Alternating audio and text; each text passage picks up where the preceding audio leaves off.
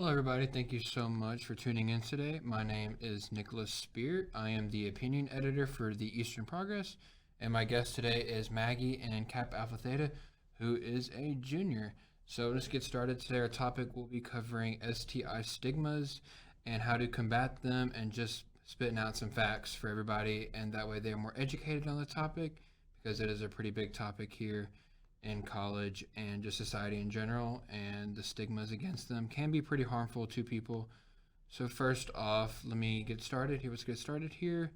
Many sexually transmitted infections are preventable, and there are more than 20 million estimated new cases in the United States each year, and rates are increasing.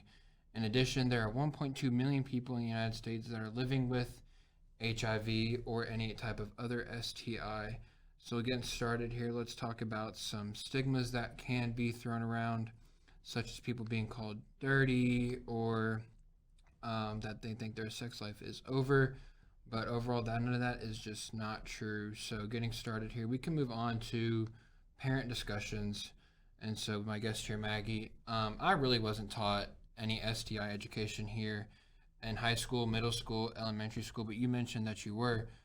Kind of give us the rundown kind of on what that looked like in the classroom, and kind of any advice on people in elementary school or parents in general giving STI education. Yeah, so I think earliest I remember was probably fourth grade. That was when I started having the whole sex ed talk, getting into it. And then slowly as the years go on, of course, with maturity levels and everything, we started talking about it a little bit more in middle school, and then high school was where it really came into play. Just because I think that's when people start to experiment a little bit more, and they just wanted people to at least have some form of an idea and the best ways to try and prevent it. And that if you did have something, it was normal. You didn't have to feel like you were an outcast or anything like that. Right. So I think looking back at it, it was just trying to be if you were worried about anything like that. I think kind of the main things that I was taught going through it was to always wear protection and then get tested regularly, especially with, at least here we have student health services that offers free testing. And I think a lot of students should take advantage of that. I know a lot of people are asking about it or they're nervous, but I mean, it's all completely confidential. So it's better to know than not know. Exactly. Yeah, and I completely agree. I just, even here on campus, I've experienced some kind of stigma talk and people mentioning and talking about it. I was giving a tour as a Biggie Welcome leader, and I pointed out student health because it really wasn't on the tour guide sheet, and so a lot of us, tour guides during Biggie Welcome, when we were Colonel Crew leaders, just pointed out student health, and I had freshmen in my group being that's really good to know, and then just some kids were laughing about it. And I also had a employee talking about it, and she was like, well, I'm clean, not dirty, and I just don't think that's really good in today's day and age, because over 40 million Americans do contract STIs, and it's just, it can happen one time. It doesn't really affect anyone's sex life. And so reading here, on the CDC website, it says that an STI have nothing to do with hygiene, in no different way in any infection except how it's transmitted.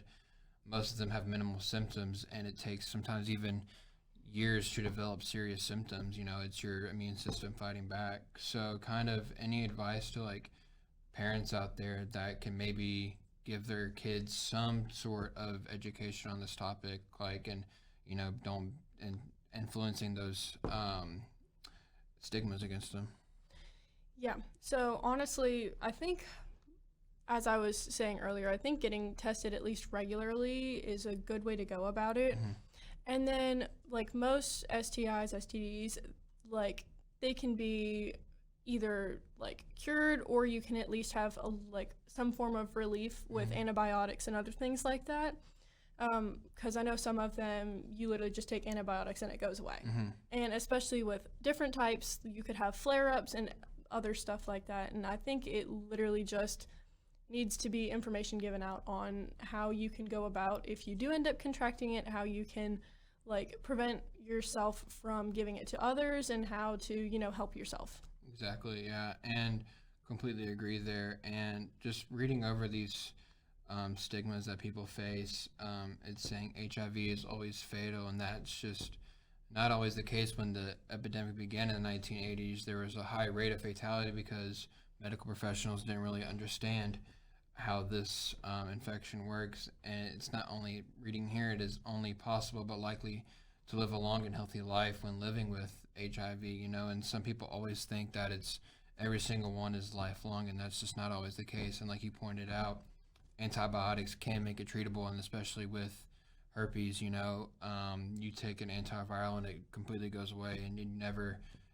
pass it on to your partner or anything like that. It'll always be there in your system, but it can be treated for lifelong. You can take it for the rest of your life, and hopefully, potentially, as the antibiotic does not have an outbreak, it can be very rare for an outbreak to happen. And then reading here, especially people of color and people with low incomes face the most pushback from that, just because they can't really sometimes afford those, and especially with people of color, that stigma is already there, and so people just add on to it. So I definitely think that being able to talk about this in a healthy setting can be really good and beneficial for society in general. So looking over here, people generally view sex as a taboo topic, and in doing so, those that contract an STI are seen as having committed an immoral act, and people can contact other bacterial or viral infections like strep throat.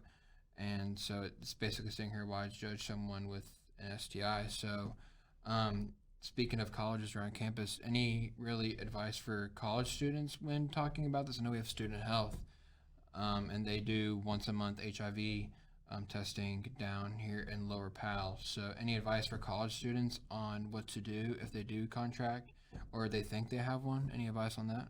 Well, of course, if you think you have one, definitely do get tested. And then depending on what the results are, that's when you can talk to your primary care provider and then set up the steps with them, because they'll know the best way to go about it, whether it's antibiotics and other stuff like that. Mm-hmm. Yeah, and they can call in prescriptions as well. So I definitely think all college students should be able and should use student health as a resource. It all remains all confidential. Even the people who are under 18, they don't have to contact your parents if that is a problem there. So moving forward here, talking about how common it really is, the stigma against that is that it's very rare and not to happen. 1 in 4 Americans have an STI, and so it's very common. And so looking forward, I genuinely think that people should just basically get out there more and just talk about it more. I know Student Health is doing a lot of great work here. We mentioned that they're doing the once a month testing. So moving forward, I genuinely think people should being able to talk that more. And like HPV is an infection that half of the sexually active people have in the United States, and shaming people like that should just not be good. So that's really all I really had today. Just moving forward, people should get out there more and discuss that more, and just try and break that stigma. And if you feel like you have contracted one, just contact student health, and it remains all confidential. So